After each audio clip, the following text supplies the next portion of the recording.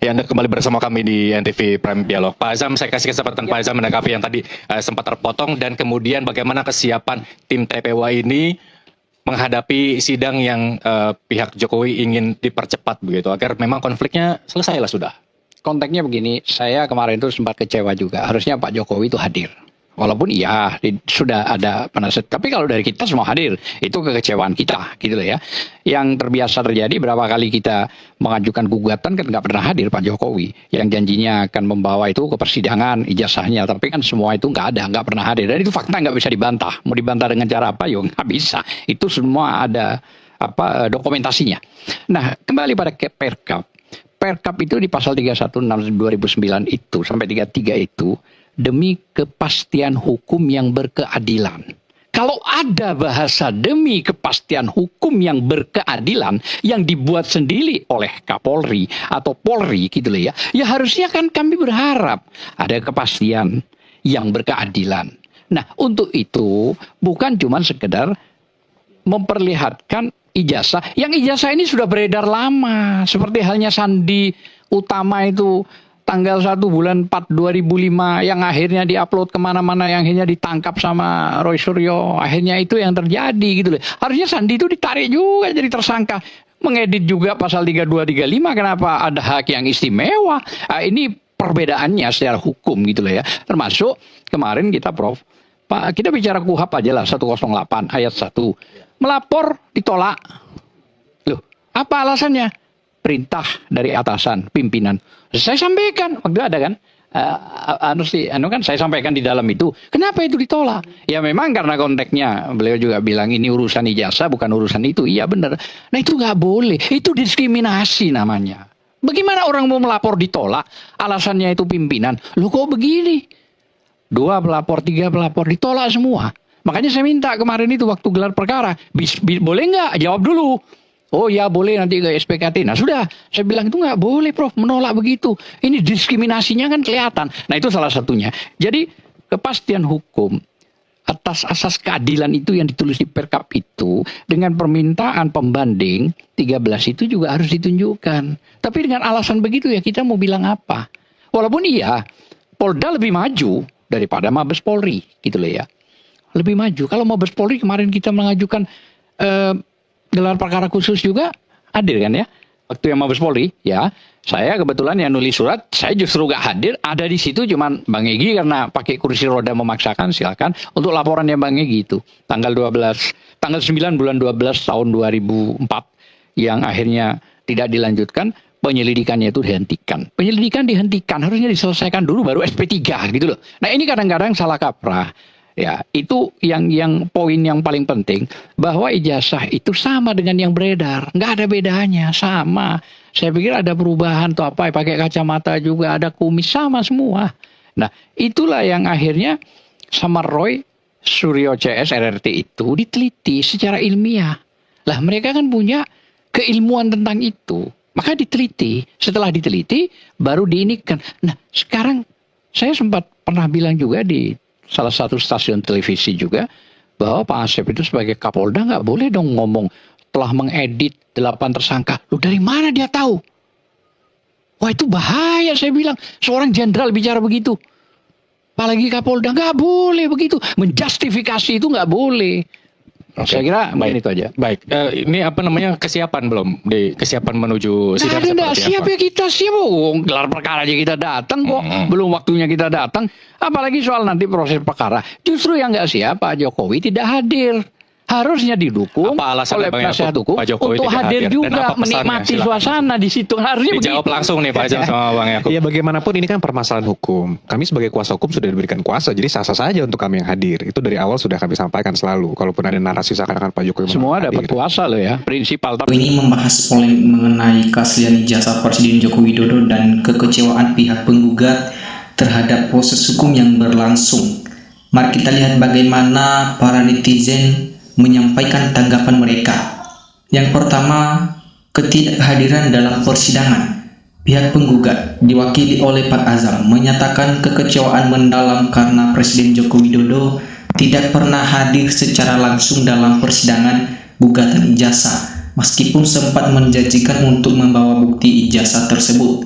permasalahan hukum dan diskriminalisasi, pihak penggugat menyoroti penerapan Perkap Peraturan Kapolri Pasal 316 Tahun 2009 tentang kepastian hukum yang berkeadilan. Mereka merasa ada diskriminalisasi karena laporan-laporan yang diajukan oleh masyarakat sering ditolak oleh pihak kepolisian dengan alasan perintah atasan atau konteks perkara yang dianggap tidak relevan.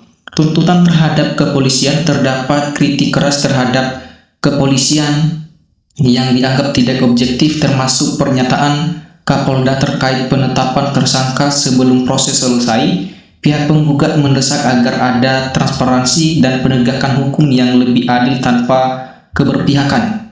Tanggapan netizen bagian akhir video ini merangkum opini netizen yang menyatakan ketidakpercayaan terhadap kepemimpinan Jokowi karena isu ijazah ini. Narasi yang berkembang di kalangan netizen menuntut agar Jokowi hadir di persidangan atau dijemput paksa, serta adanya desakan atau melakukan perombakan di jajaran kepolisian agar kasus ini bisa diusut tuntas tanpa intervensi penguasa. Mengapa pihak Jokowi dianggap enggan hadir sidang?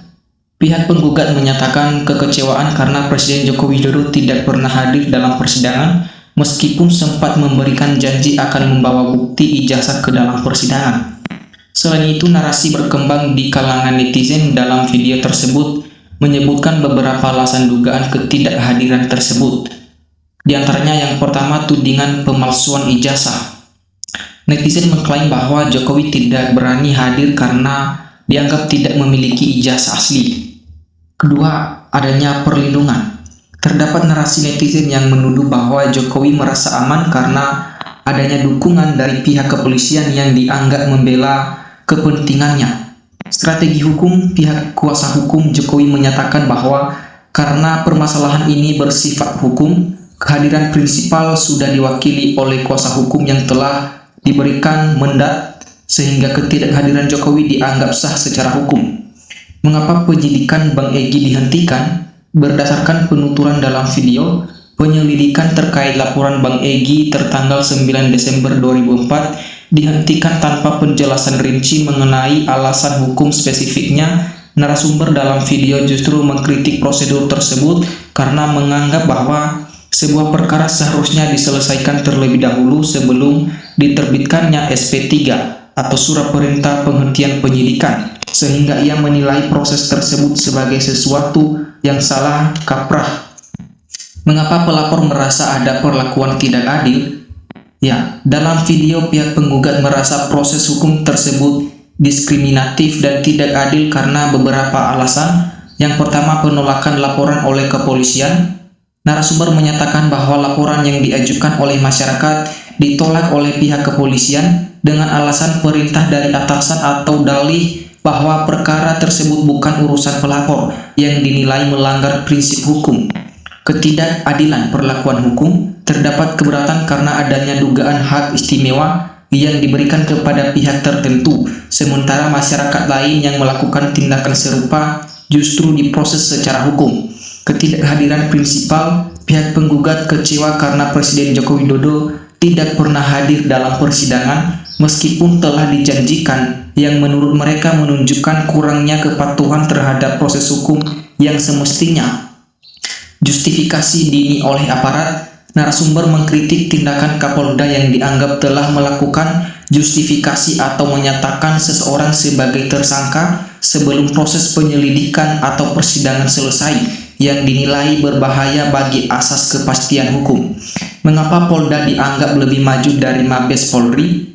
Nah, berdasarkan penuturan narasumber, Polda dianggap lebih maju atau lebih cepat dalam proses penanganan perkara dibandingkan Mabes Polri dalam konteks gelar perkara. Namun, narasumber secara spesifik mengkritik tindakan Kapolda yang dianggap melakukan justifikasi dini, sehingga dengan menyatakan bahwa seseorang telah mengedit dan menetapkan 8 orang sebagai tersangka sebelum proses hukum selesai sepenuhnya, yang menurut narasumber tindakan tersebut tidak boleh dilakukan oleh seorang jenderal karena menjustifikasi hal tersebut tanpa dasar yang jelas. Mengapa pelapor ingin jemput paksa Jokowi? Tuntutan agar Presiden Joko Widodo dijemput paksa untuk hadir di persidangan muncul karena kekecewaan pihak penggugat dan narasi yang berkembang di kalangan netizen. Nah, ini alasan utamanya. Yang pertama, ketidakhadiran yang berulang. Pihak penggugat diwakili oleh Pak Azam menyatakan kekecewaan karena Presiden Joko Widodo tidak pernah hadir secara langsung di persidangan, meskipun sebelumnya telah dijanjikan untuk membawa bukti ijazah tersebut ke depan pengadilan. Tudingan pemalsuan ijazah dalam narasi yang dirangkum di bagian akhir video ini. Para netizen Indonesia menuntut tindakan tegas karena mereka meyakini ketidakhadiran tersebut disebabkan oleh ketidakmampuan pihak terkait untuk menunjukkan ijazah asli, sehingga mereka merasa perlu adanya penjemputan paksa agar kebenaran dapat terungkap. Ketidakpuasan terhadap proses hukum, terdapat desakan agar penegak hukum tidak hanya mengandalkan kuasa hukum, tetapi memaksakan kehadiran prinsipal guna menikmati suasana persidangan dan menjawab langsung pertanyaan terkait perkara yang dianggap telah mencederai rasa keadilan masyarakat.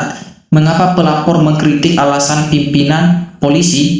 Pihak pelapor dalam video tersebut mengkritik tindakan kepolisian karena alasan-alasan. Yang pertama, penolakan laporan. Pelapor menilai penolakan laporan masyarakat di SPKT dengan dalih perintah pimpinan atau klaim bahwa bukan urusan pelapor sebagai tindakan diskriminatif yang melanggar ketentuan hukum, khususnya pasal 108 ayat 1 KUHP. Ya, justifikasi dini oleh aparat narasumber mengkritik pernyataan Kapolda yang langsung menyebut seseorang telah mengedit dan menetapkan tersangka sebelum proses hukum atau penyidikan selesai. Menurut pelapor, seorang jenderal atau penjabat kepolisian tidak seharusnya melakukan justifikasi atau hak lain sepihak yang mendahului proses persidangan karena hal tersebut berbahaya bagi asas kepastian hukum yang berkeadilan. Nah, jadi teman-teman, demikian saja cuplikan video kali ini. Jangan lupa beri tanggapan Anda di bawah kolom komentar mengenai bagaimana ijazah Jokowi bisa datang tepat waktu ke persidangan, supaya rakyat juga tahu bagaimana Joko Widodo memiliki dalam kepribadian kejujuran dalam menindaklanjuti ijazahnya ke persidangan. Demikian saja teman-teman. Terima kasih. Salam NKRI harga mati.